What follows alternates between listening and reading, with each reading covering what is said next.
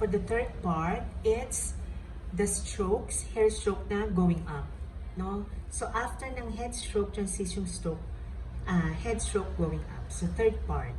Yan. Ito yung makikita mo sa eyebrow hair natin na lahat siya paakyat. Yan. So, ang pattern is ganito. All going up. Kaya siya going up ang tawag. Yan. So, remember, nag-divide ka ng spine na. May spine after transition, di ba? Yan yung tinatawag na spine. Spine yung area na nagme-meet yung going up at going down. Then, itatama natin doon yung first hair stroke. Pero, hindi siya tatama na dikit, may space ng konti. Then, tuloy-tuloy na siya, all going up.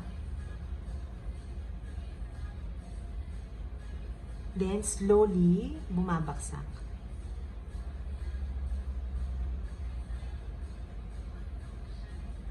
Slowly, bumabaksak. Then, make sure hanggang sa dulo meron or else, magkakabutas siya. Yan. So, ganyan ang going up. Magdadagdag ka lang ng more slant sa loob. Tapos, itatama mo siya dyan. Tapos, pagtama, nilalagpas yun ng konti. Lagpas ng konti.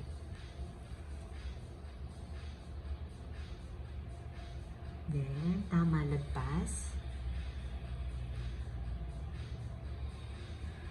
Tama, lagpas. Tama, lagpas. Then, may space pa, dagdag pa ng isa. Hanggang sa tumama siya sa spine, di ba? Ayan. So, nafe-fill in na natin yung spine, di ba? Nafe-fill in na natin yung spine.